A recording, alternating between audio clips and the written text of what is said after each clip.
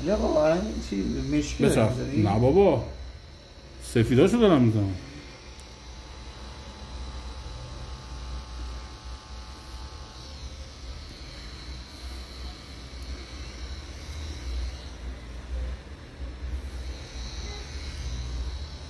یه مشکی نمیخواه نه؟ اگه دیگه مشکی با ناموس مشکی خورده.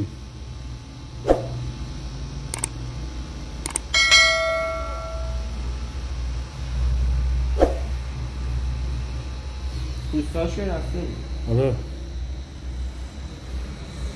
بعد این صابونه رو یه بار بزنم یا هر سری همون بزنم؟ نه دیگه صابونه رو تا وقتی که تازه است میخوای بشوری موقع تتو هنوز زخم داری و اینا اونو باید آنتی باکتریال استفاده کنی دیگه.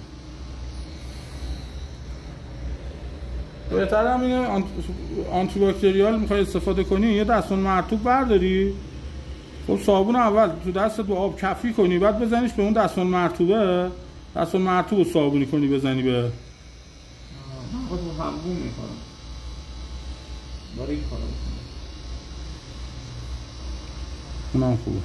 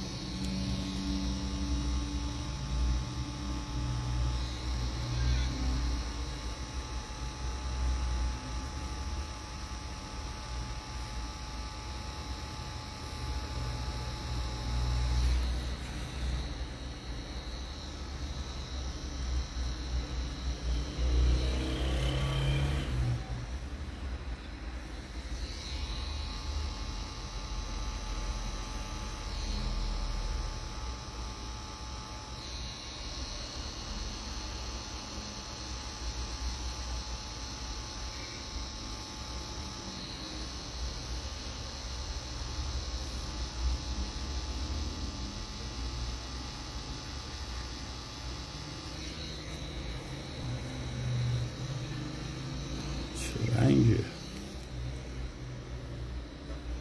جان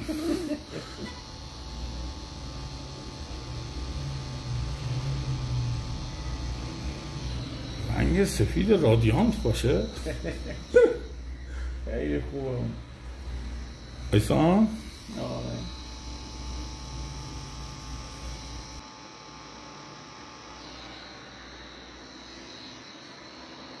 دنیا رو تو کجا خیلی باحال اصلا جوری که من اونو دنبال میکنم کسی دیگه رو دنبال نمیکنم. خودش که میگم من اونجوری هم دنبالم نکنیم.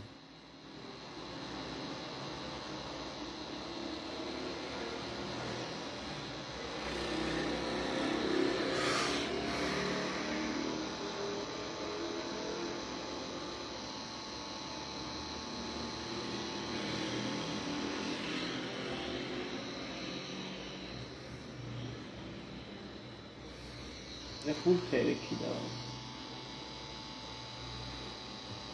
کلن آقا هر کسی که خودش باشه تو هر داستانی، حالا نمیخواد اگرم خودتی بیای کل داستان زندگی تو بخوای رپزه تو بریزی بیرون، میشه میگم همون در مورد چیزایی که دوست داری واقعا همون حقیقیت باش، نمیخواد رازاتو به کسی بگی، حقیقی باشی.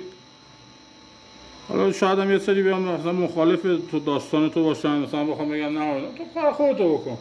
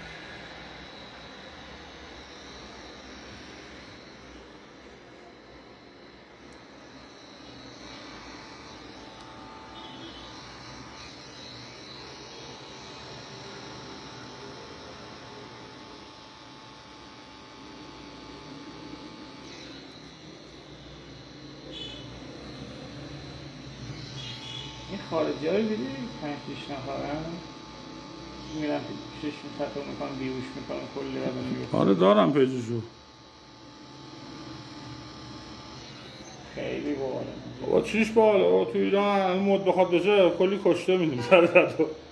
اونا جنس خوب این نه موضوع جنس خوب نیست آقا. تو ایران یارو میاد همینجوری برای خودش هر چیز BSC که میخواد استفاده کنه رو برای خودش میزنه و میگه این خوبه اون خوبه. اونجا بیهوش بخوای بکنی بابا باید تیم پزشکی داشته باشه، اصلا پزشک باید یا الکی بعد بیهوشی گرون در میاد. اصلا فکر کن اینجا بخوای بیهوش کنی کی میاد هزینه‌اش بده؟ پول پماد BSC رو میخوای بگیری باید گریه کنی پول بده. این خارج جوابه. تو ایران آره راست میگه. من پول نمیدم یا حالا چی برای این موضوع اصلا خارج و اینا نیست. این تخصصش رو باید داشته باشی. خب تو ایران نمیشه. الان من مثلا بخوام برم حالت اصولی لیزر بگیرم بیارم آقا کار لیزر کنم. خب باید لیزر میخوای ببینی باید بری دوره‌شو ببینی. تو باید پزشکی حداقل یه چیزایی در مورد لیزر رو اینا بدونی.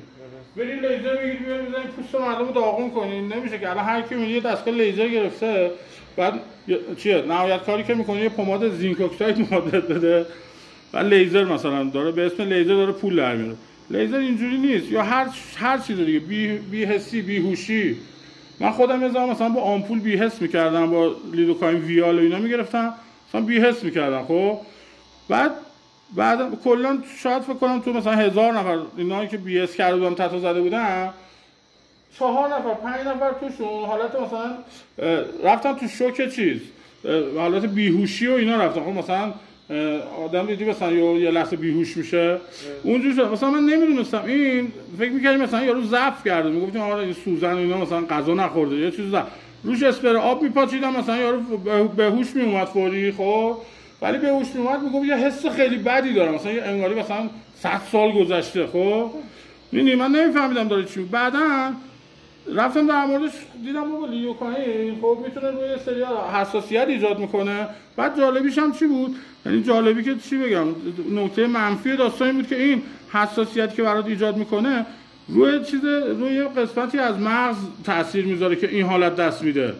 خب بعد برای مثلا فهمیدم که باید برای اینکه تستش کنی مثلا یه نیم سی سی زیر نیم سی مثلا یه دهم سی سی رو تست بزنی ظرف 1 دقیقه مثلا نشون میده. یارو اگه مثلا عرق سرد کرد مثلا حالت سرگیجه اینو پیدا کرد اصلا نباید برای یارو لیدوکاین استفاده کنی. خب این چیز میکنه. بعد مثلا اگه رو کسی استفاده کنی نری همینجوری استفاده کنی احتمال خطر مرگ هم حتی داره واسه یارو.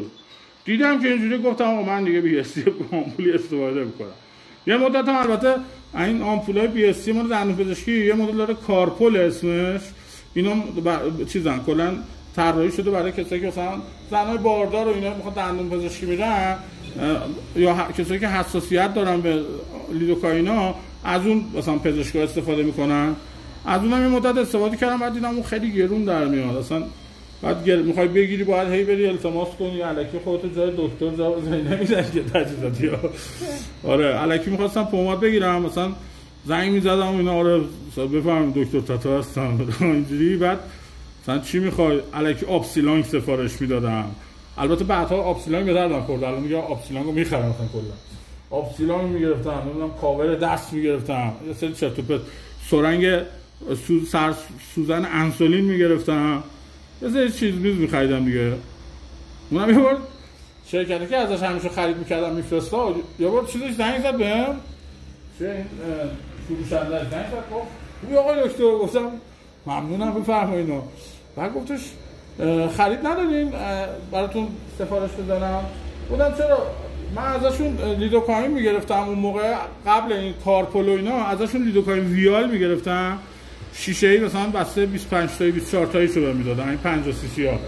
بعد ویال مثلا خب داروخونه نرن دیگه بیشتر به جایی که مثلا کار جراحی و اینا میکنن میدن درمونگاه و بیمارستان و اینا بهم میدادن. بعد مثلا شیشه اگه تو درمونگاه اینا مثلا شیشه 4 تومن بود اینا بهم میدادن شیشه 7 تومن 8 تومن ولی به جاش مثلا میدادن. بعد که دیگه آخر سر ازشون کارپولینا میگرفتم. بعد زنگ گفت آره چیز خرید نه اینا. گفتم چرا بهم چیز بده این لیدوکاین بده و فلان بده اینجوری بده. بعد بهش گفت دکتر شما دقیقاً شغلتون چیه؟ دکتر چی هستین؟ گفتم من دندون پزشکم دیگه. گفت در مورد فقط همین آپسیلون اینجور چیزا رو ما خرید میکنیم. گفتم خب شما تا جایی که من میدونم همین چیزا رو بیشتر ندارین که. گفت یعنی چی؟ یعنی ما فقط بی اس تی رو چیز نمی‌فروشیم. گفتم والا نمیدونم، به من معرفی کردن گفتم اینجوری من از شما خرید میکنم.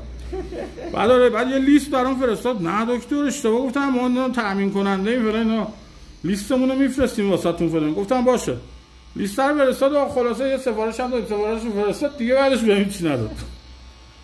فهمید تحت کاری؟ نه نمیدونم حالا فهمید یا نه یا چیز شد دیگه. هر سری زنگ زدم بهش گفت والا فعلا بی اس تی نداریم، اینو نداریم، اونو نداریم، در صورتی که داشت.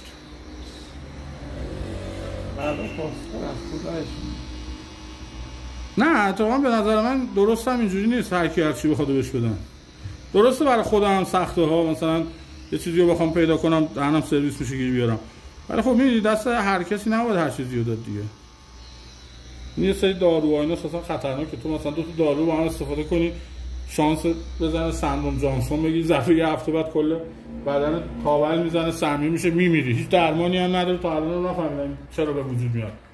همین یه واکنش بین استروئیدی و نمیدونم یه سری داروهاست، این بلای خانمانسوز جگرسوز سرت میاره و